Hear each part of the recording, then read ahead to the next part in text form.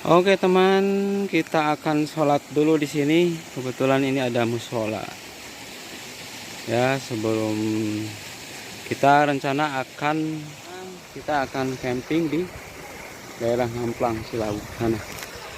Ini jalan. Kita sholat dulu teman di sini, bertenang.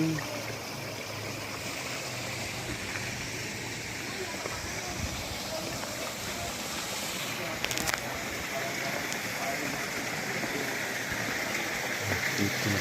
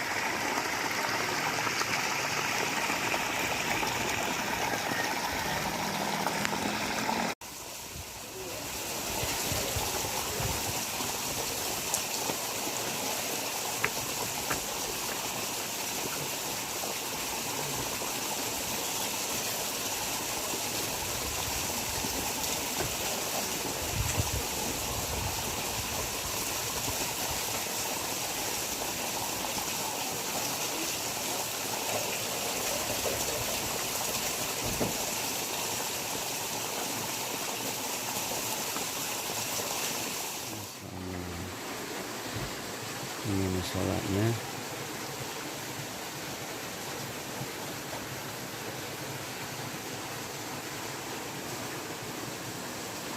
Ini harus dibersihin.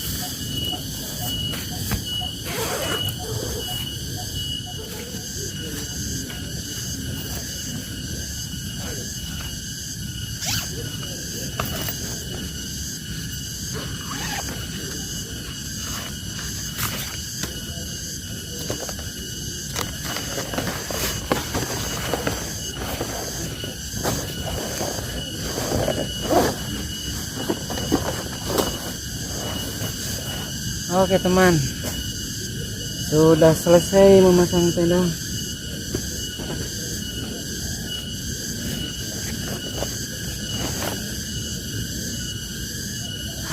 Luar biasa. Perjalanan dari beberapa kilo dari sana, alhamdulillah terbayar teman, dengan pemandangan yang sangat indah. memukau, dan kebetulan tadi sebelum asar memang rintik-rintik hujan, jadi sedikit sejuk teman.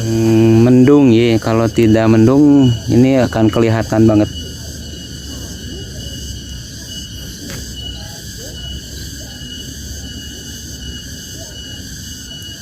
Nanti kita malam hari akan sangat memukau teman-teman sekalian.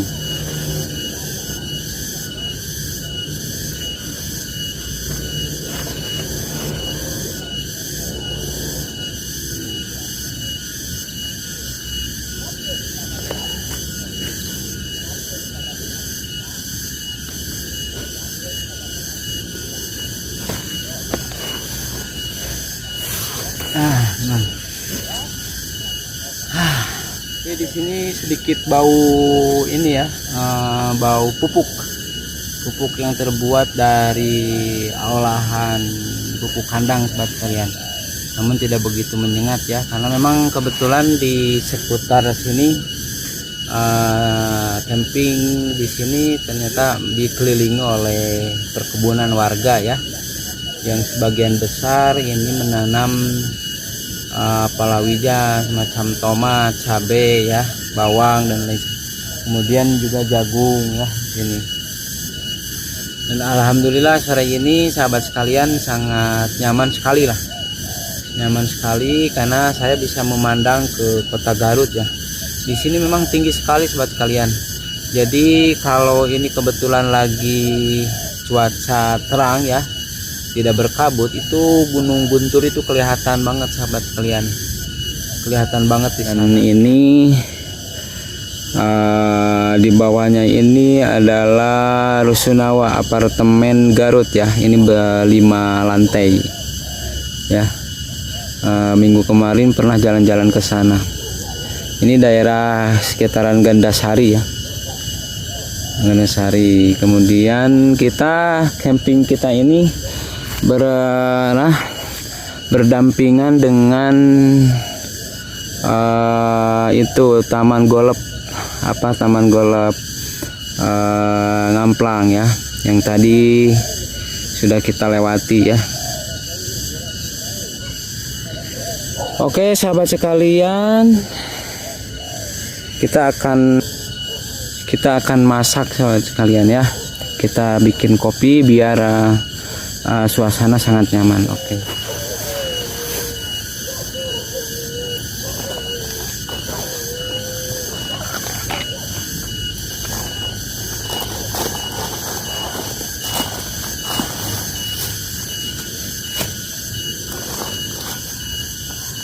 Kita akan air dulu.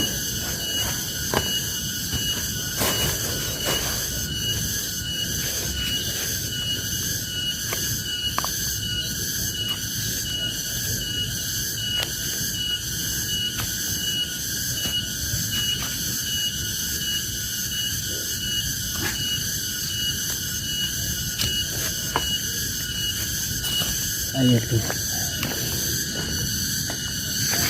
Kita akan cari air ke masjid umum ya. Kebetulan ada masjid di sini.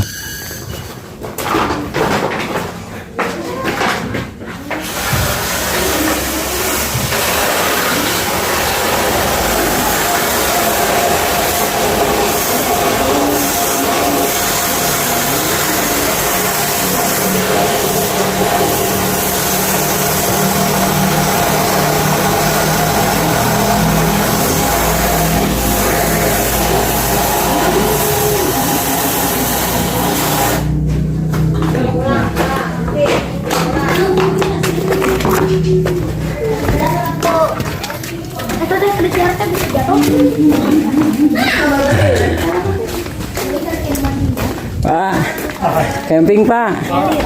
Mohon, ayo pada itu yuk main.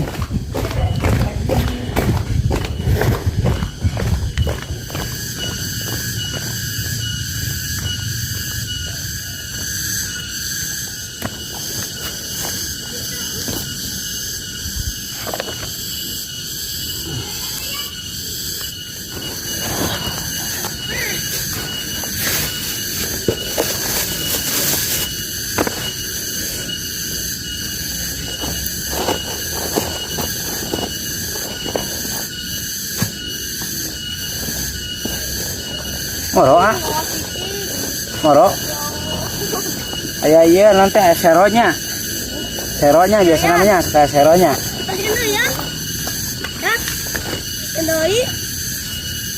Kebetulan nih teman-teman nih lagi ada. Kolanya di mana? Oh. Emang sok aya gitu di dia sok aya naon seronya. Oh enggak ada. Yo, ini ya sambil apa tuh? Ya bapaknya mana bapaknya? Oh lagi di situ. Ada manuknya, burungnya udah ada. Burungnya ada. Nah ini ini nih ditemani dengan pemuda-pemudi kecil. Oke kita masak dulu.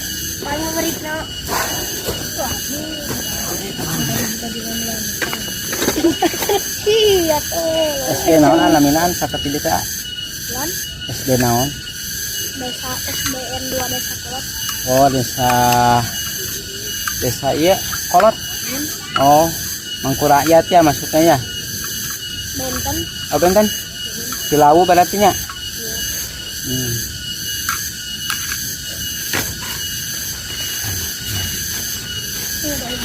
Kebetulan camping kali ini banyak teman-teman adik-adik ini. Ya sambil nanti kita melihat pemandangan kota Garut di malam hari. Ya. Siapa yang mau ikut bareng-bareng di sini sambil lihat ini apa tuh malam pemandangan kota Garut ya. Aduh mantap.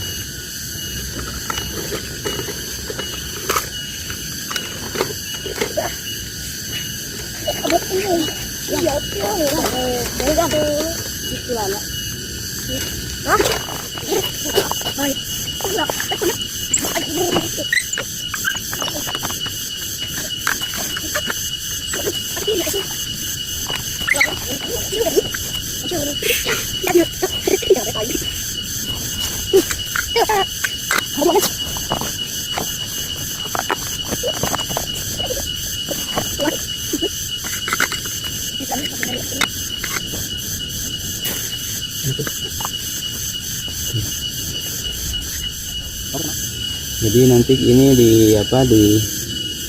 ditaruh air ya di atasnya sedikit supaya cepat fungsinya, supaya cepat masak.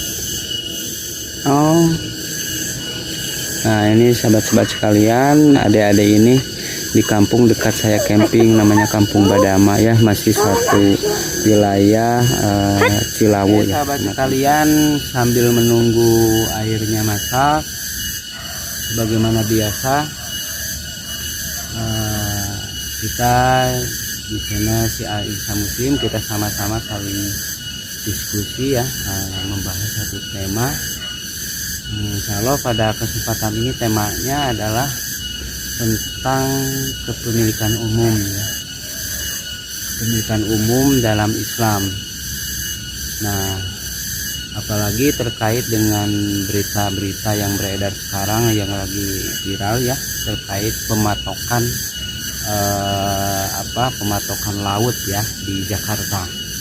Nah itu bagaimana sahabat-sahabat sekalian, berbagai pihak itu sangat terlibat dan ini menjadi sorotan seluruh elemen masyarakat, terutama para pemangku masyarakat, tokoh-tokoh masyarakat yang berkomentar terkait dengan pematokan laut. Nah itu bagaimana sebetulnya? Nah bagaimana hukumnya itu dalam Islam ketika swasta, apalagi swasta asing, bahkan bukan hanya asing ya, orang dalam pun, orang warga setempat pun di Jakarta, di Indonesia. Nah bagaimana itu statusnya, apakah boleh menurut pandangan Islam?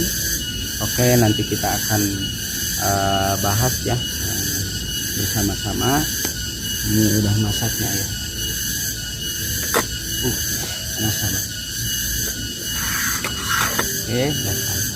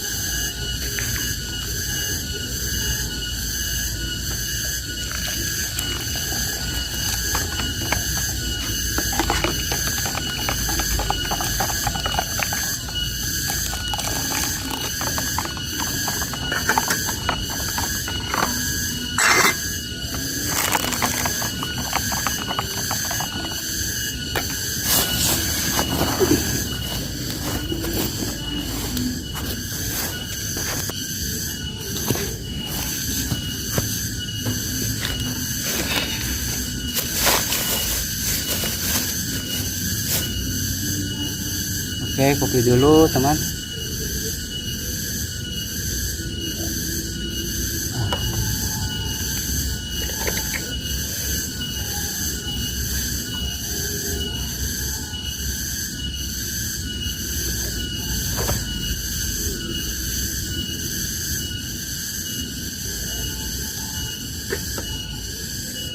Oke, sahabat-sahabat sekalian.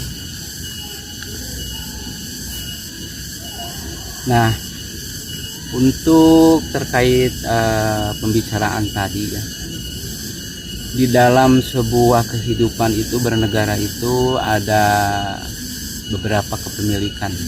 Ada kepemilikan individu, ya, kepemilikan negara, atau kepemilikan umum. Nah, dalam kehidupan hanya 3 tadi ya, ada kepemilikan individu, kepemilikan umum, kepemilikan negara. Tapi kepemilikan negara maksudnya adalah masih juga termasuk kepemilikan umum masyarakat. Cuman pihak negara hanya posisinya sebagai pengelola kepemilikan umum tadi supaya bisa sejahtera dan dapat dimanfaatkan oleh seluruh masyarakat, seluruh lapisan masyarakat secara merata dan adil ya. Nah, kebetulan saya kali ini membawa oleh-oleh ya, sambil bawa buletin ya, buletin sahabat sekalian. Ini buletin, dan kebetulan buletin ini membahas sekitar negara wajib melindungi kepemilikan umum ya. Nah, sebagaimana tadi dengan kaitannya dengan bahasan bahwa kepemilikan umum, kepemilikan individu, kepemilikan negara itu sangat erat kaitannya dengan apa yang disampaikan oleh baginda Rasulullah SAW dalam hadis riwayat Ibnu Majah sahabat sekalian. Ya, Nabi Muhammad SAW bersabda, al muslimuna suraka'u fi salasin, ya, fil ma'i wal kalai wan nari, ya, wasamnuhu wasamanuhu haramun qalu Abu Sa'id, yakni al-ma'u al-jari. Nah, kaum muslimin itu berserikat memiliki hak yang sama dalam 3 hal: air, rumput, dan api. Nah, sahabat-sahabat sekalian, dari hadis Rasulullah SAW tadi yang saat ini sedang ramai diberitakan terkait pematokan oleh swasta asing ya, dalam hal ini adalah pengusaha Cina mematok lautan, di mana lautan tersebut tempat aktivitas warga untuk menjemput rezeki ya, berupa menjala ikan-ikan di laut. Nah, sementara kemarin rame diberitakan bahwa itu ada pematokan tanpa sepengetahuan warga setempat, tahu-tahu sudah dipatok gitu sekelilingnya. Nah, ternyata diusut dan ternyata yang mematok itu ternyata pihak swasta, yang dalam hal ini swastanya swasta asing ya, pihak Cina yang memang diberikan legalitas oleh pemerintah setempat gitu ya. Walaupun pada akhirnya pemerintah terkait desa kecamatan seolah-olah tidak tahu kan. Nah, masyarakat kan akan bertanya-tanya kenapa tidak tahu. Kan nggak mungkin mereka yang pengusaha sekalipun, bahkan masyarakat sekalipun harus ada izin untuk mendirikan bangunan kayak di luar di sekitar sana. Ini tahu-tahu sudah dipatok. Nah, dan akhirnya berbagai elemen masyarakat yang kontra berunjuk rasa, ada sebagian yang unjuk rasa di lokasi dan sebagian lagi unjuk rasa di tempat lainnya. Nah, sahabat sekalian, bahwa air, rumput ya, padang ya, kemudian hutan itu adalah hak milik umum. Yang termasuk air itu sahabat sekalian, sebagaimana disirat dalam hadis tersebut, seperti gas ya. Air itu juga padanannya adalah gas, minyak tanah, dan sebangsa apa yang menjadi bahan galian di tanah gitu ya. Kemudian untuk rumput, padang rumput seperti tanah-tanah yang sifatnya luas dan itu hanya dikelola secara profesional oleh negara ya. Memang sebagian masyarakat ada punya tanah yang luas, Cuman kalau tanah yang statusnya milik umum, nah ini tidak boleh ya pihak negara yang mewakili masyarakat untuk mengelola sebuah tanah-tanah mati, tanah-tanah umum seperti lapangan dan sebagainya, jalan dan sebagainya itu ya. Nah itu milik umum, milik masyarakat, milik umat. Negara yang mengelolanya untuk kenyamanan, kesejahteraan masyarakat. Nah, kalau ada misalkan tanah-tanah mati, itu seharusnya pihak negara adalah mengelola dengan profesional untuk kepentingan masyarakat banyak. Ya, buatlah sebuah program yang ujungnya nanti ada masyarakat yang dibina untuk siap agar mengelola tanah-tanah tadi yang dikelola oleh negara supaya produktif. Hasilnya nanti untuk kepentingan masyarakat pula ya. Seperti itu tanah. Jadi dalam Islam kalau ada tanah mati, apalagi pemilik individu masyarakat, kalau tidak dikelola selama 3 tahun berturut-turut, maka dalam Islam negara itu berhak untuk mengalihfungsikan kepada siapa saja yang mampu untuk mengelola dan dibiayai hingga produktif ya itu. Kemudian sahabat sekalian yang terkait dengan hutan sama. Hutan itu adalah milik umum. Apapun yang berkaitan dengan hutan, apapun itu alat-alat yang mengelola untuk hutan, itu semuanya adalah milik umum, dikelola oleh negara. Nah, yang termasuk milik umum selain hutan itu seperti yang terkait dengan lapangan tanah mati yang luas ya, yang dikelola oleh negara, itu bukan milik negara tapi milik umum, milik masyarakat yang dikelola oleh negara. Nah, lalu sahabat sekalian, yang terkait dengan milik umum seperti jalan, kemudian listrik, pembangkit listrik, sumber listrik, itu semuanya adalah milik umum ya. Milik umum, apapun yang terkait dengan masalah kelistrikan itu semuanya adalah milik umum dan oleh negara dikelola. Lalu negara untuk mengelola milik umum tadi, milik umum masyarakat ya, yang dikelola oleh negara, itu biayanya dari mana? Itu negara mengambil dari sumber daya pemasukan negara, yaitu seperti gas, timah, minyak, emas dan sebagainya yang digali, yang dimana di negara Indonesia itu sangat luas, sangat kaya. Bayangkan saja sahabat sekalian di sini di Kota Garut ya. Kota Garut itu memiliki kekayaan yang luar biasa dan daerah lain disuplai, yaitu tenaga pembangkit listrik, tenaga uap ya, gas juga di sana ya, di Chevron ya, itu sangat besar sekali hingga daerah yang lain pun ada yang disuplai dari tempat kami di sini di Garut. Nah, itu adalah milik umum. Lalu hasil dari pengolahan milik umum tersebut otomatis kan itu ada biaya yang masuk, biaya yang keluar, itu oleh negara dan semuanya adalah untuk kepentingan masyarakat ya. Meskipun nanti negara akan mentaksir sebuah biaya dan itu harus diupayakan seminimal mungkin ya untuk biaya operasional katakanlah. Tapi kalau melihat saat ini di mana Indonesia wabil khusus di Garut ini sangat kaya, dikelola saja itu Chevron itu akan bisa membiayai segarut bahkan melimpah sahabat sekalian. Nah, lalu kenapa kita ya, seperti kita kekayaan alam kita adalah gas. Lalu kenapa gas jadi mahal? Listrik jadi mahal ya dan lain sebagainya. Kemudian jalan tol juga ada jadi mahal, bayar dan lain sebagainya. Itu kenapa itu bisa terjadi ya? Nah, di sini sahabat sekalian, kalau kita berbicara lebih jauh bahwa negeri Indonesia ini, negeri Indonesia dan negeri-negeri lain saat ini pasca runtuhnya Khilafah Turki Utsmani, negeri-negeri kita ini terjajah secara formal oleh kaum imperialis Barat, ya. Dan itu yang dipimpin dulu Inggris, kalau sekarang adalah Amerika, itu disebar dengan landasan yang sudah baku ya. Politik luar negeri negara-negara kapitalis Barat itu adalah bagaimana mengeksploitasi sumber-sumber daya kekayaan alam yang ada di negeri-negeri yang menjadi target jajahannya. Karena politik luar negeri negara kafir Barat itu adalah bagaimana mengeruk sebanyak-banyaknya, menguasai potensi-potensi alam yang ada di negeri-negeri bulatan bumi ini. Seperti itu, makanya 3G, gold, gospel, glory, kekuasaan, emas ya,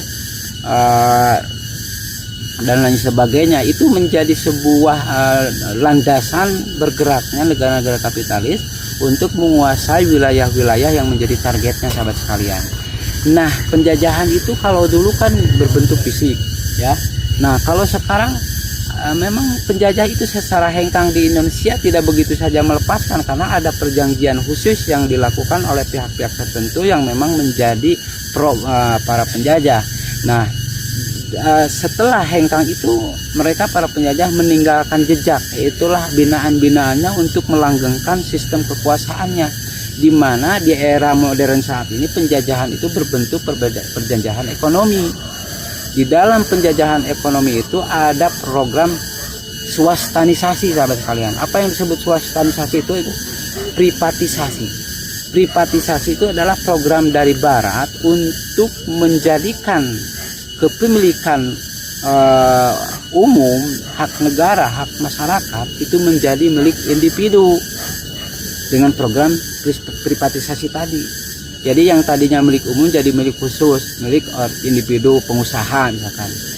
Makanya wajar kalau gas mahal karena gas sudah tidak lagi dikelola oleh penguasa, karena tadi penguasa menjual lahan gas tersebut ke pihak asing dengan sebab tidak mampu untuk mengelolanya, kurangnya biaya, kurangnya SDM, akhirnya menerima sodoran program privatisasi, ya, dengan suntikan bantuannya itu ke negara-negara yang menjadi target para kapitalis Barat.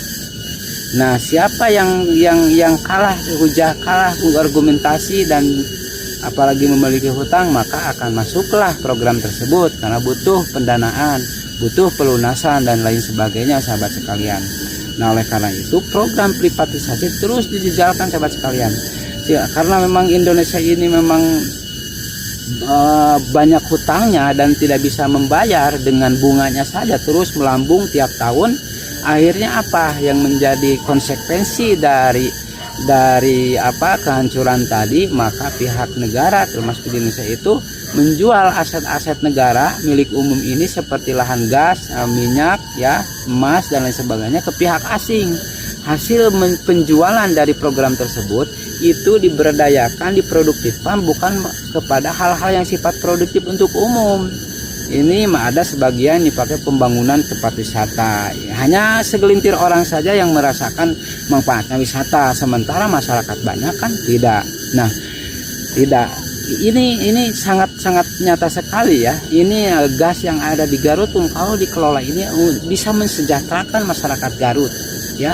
Tidak perlu bekerja ke luar negeri atau kemana, keluar kota, karena memang pengelolaan sumber daya alam yang ada di Garut ini, ya, pertanian, gas dan sebagainya, ya, di laut, di darat dan sebagainya, itu sangat mumpuni untuk mensejahterakan. Jadi warga-warga Garut wabil khusus tidak akan susah lagi mencari pekerjaan karena di Garut itu sangat melimpah ruah. Lalu kenapa sekarang pekerja-pekerja yang ada di perusahaan-perusahaan negara tersebut, ya, milik kita itu yang dikelola negara itu ternyata banyak pihak asing? Karena SDM di negara kita itu sangat lemah sekali kemampuannya, sehingga merekrut dari luar negeri. Ini kembali lagi kepada bagaimana pengelolaan sumber daya alam ini untuk biaya pendidikan. Nah, bagaimana bisa cerdas masyarakat kalau tadi sumber daya alam tadi tidak diproduktifkan untuk membiayai pendidikan gratis masyarakat. Kalau pendidikan gratis masyarakat berjalan, nah ini tidak akan sulit untuk menemukan putra-putra bangsa ini yang pintar-pintar untuk mengelola sumber daya alam. Karena memang untuk kuliah pun sangat mahal sekali, ya, sehingga banyak potensi-potensi pemuda-pemudi Indonesia itu yang cerdas-cerdas tidak terbiayai, akhirnya tidak lanjut sekolahnya. Yang keluar negeri pun itu hanya sebagian kecil, ya, dan itu biaya masing-masing. Nah, sebetulnya itu adalah kembali ke negara. Negara wajib untuk mensejahterakan masyarakat dimulai dari kecerdasan warga negaranya dengan biaya-biaya yang sangat melimpah ruah dalam sumber daya alam ini. Nah, masalahnya karena sekarang itu kita itu dalam penjajahan yang sistematis dari kaum kafir Barat dengan program privatisasi, makanya wajar jika barang-barang kebutuhan umum yang termasuk air, gas dan sebagainya itu jadi mahal karena sudah dialih fungsikan pengelolaannya kepada swasta. Nah, kalau swasta itu berbicaranya jual membeli. Mereka penjual, kita membeli. Ya, siapa yang mau ya kita harus beli ke swasta. Nah, di sini peran negara tidak ada. Karena negara itu kan tadinya hanya menjual ya, menjual ke pihak asing, pihak swasta yang mumpuni dalam masalah alat serta biaya. Nah, jadi statusnya sudah lain lagi, sekarang sudah dikelola oleh swasta. Jadi wajar kalau harga gas, minyak ya, bensin dan sebagainya itu jadi mahal karena harus ada kompensasi dari moda yang mereka keluarkan dari hasil membeli aset-aset tanah tadi ya, yang sumber daya alamnya itu gas, ya, minyak, emas dan lain sebagainya. Nah, otomatis kita masyarakat hubungannya bukan dengan negara, tapi dengan pihak swasta yang memang mereka mengambil alih fungsikan karena dengan perjanjian jual beli tadi aset negara, akhirnya jual beli nanti hubungannya dengan masyarakat. Kalau negara hanya pihak yang mengurus jika terjadi sengketa. Jadi wajarlah kalau negara yang dijajah oleh kaum kafir barat ini dengan penjajahan ekonomi, negara itu posisinya negara dagang ya, negara itu dagang gitu, jual beli dengan pihak asing seperti itu. Sebut korporasi, negara korporasi, negara yang memang hanya fungsinya dan interaksinya dalam kehidupan negara ini sebatas sebagai penjual saja. Seperti itu sahabat sekalian ya. Nah, kalau ini aset-aset negara ini betul-betul diberdayakan, diambil alih lagi oleh kita semua dengan negara, itu insya Allah kita tidak akan kesulitan. Tidak ada namanya biaya yang mahal untuk kebutuhan kepentingan kita seperti gas salah satunya. Gitu sahabat sekalian. Nah, lalu sahabat sekalian terkait dengan soal milik umum seperti laut itu milik umum, negara berhak untuk mengelolanya untuk kesejahteraan masyarakat ya, dikelola dengan baik, dengan terampil ya, dengan SDM yang sangat super cerdas sehingga kualitasnya dari hasil pengelolaan sumber daya alam tersebut betul-betul sangat terasa dan manfaatnya sangat luas di masyarakat. Nah, itu sumber laut itu milik umum, harus dikelola oleh negara dan hasilnya untuk kesejahteraan masyarakat. Tidak boleh negara menjual ke pihak asing, ke individu negara, di dalam negeri pun sekalipun. Itu tidak boleh. Haram hukumnya dalam Islam menjual milik masyarakat ke pihak asing. Negara itu fungsinya adalah untuk mengelola milik umum, milik masyarakat. Ya. Nah, itu sahabat sekalian ya. Makanya jelas bahwa Indonesia itu sudah habis kekayaan alam ini memang dikelola oleh pihak asing, sahabat sekalian, dijual. Nah, siapa yang salah? Ya negara. Dalam Islam hukumnya haram menjadikan milik umum, milik masyarakat, milik negara menjadi milik individu.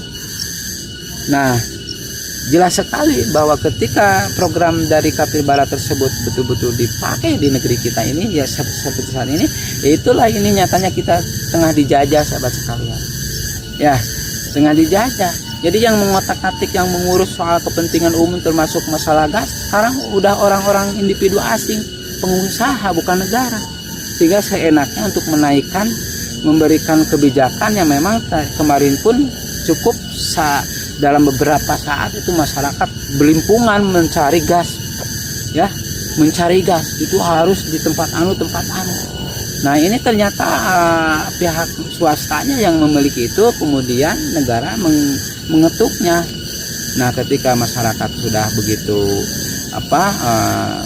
rame, akhirnya negara langsung bertindak lagi ya, dengan kesepakatan untuk menjadikan kebijakannya tidak seperti itu, nanti akan membingungkan konsumen. Nah, seperti itu sahabat sekalian. Nah, ini makanya dalam Islam, jadi orang kita semua itu akan berserikat dengan hal-hal yang sangat vital tadi ya, air, gas dan sebagainya, hutan, kebun dan sebagainya, dan apapun yang menjadi perangkat untuk mengelola sumber daya alam yang luas dan banyak tersebut itu adanya milik umum. Tidak boleh negara menjadikan milik swasta atau individu baik dalam dan luar negeri. Nah, itu akan merugikan masyarakat. Masyarakat akan sulit merasakan yang menjadi kekayaan dari Allah, dari sumber daya alam yang dekat di tengah-tengah kehidupan. Contohnya di Irian Jaya, Freeport. Malah orang asing yang merasakan manfaat dari galian emas tersebut, sementara warga yang setempat sekalipun itu tidak merasakan. Sulit sekali untuk merasakan kekayaan yang melimpah ruah tersebut, ya. Padahal kan mereka itu hak, kita itu berhak dengan kekayaan yang ada di seluruh Indonesia Nusantara ini. Masyarakat itu berhak untuk merasakan nikmatnya kayanya sumber daya alam di negara kita itu, ya. Tapi faktanya saat ini kita tengah dijajah secara ekonomi oleh negara-negara asing dengan program privatisasi, sahabat sekalian. Nah itu sahabat sekalian. Nah ini dalam buletin ini dibahas, ya. Itu berbentuk kezaliman. Kalau penguasa sudah mengalihfungsikan, merubah status milik umum jadi milik individu, itu sudah zalim, dan kezaliman akan Allah balas dengan dalam-dalamnya, setumpul-tumpulnya bagi pelaku para kezaliman, ya, seperti itu. Nah itu. Nah sahabat sekalian, oke, kita lanjut ya. Sekarang saya kalau bahas sekitar ini memang sangat semangat, ya, karena saya bagian dari masyarakat, harus saling merasakan betapa melaratnya, pedihnya kehidupan di negara yang kita itu berada dalam sistem demokrasi, sistem yang menjadi kekuasaan negara-negara asing di negeri-negeri kaum muslimin. Oke, kita lanjut sahabat sekalian. Aduh, makin sore nih sahabat sekalian. Makin sore, hari makin sore mendekati maghrib sahabat sekalian.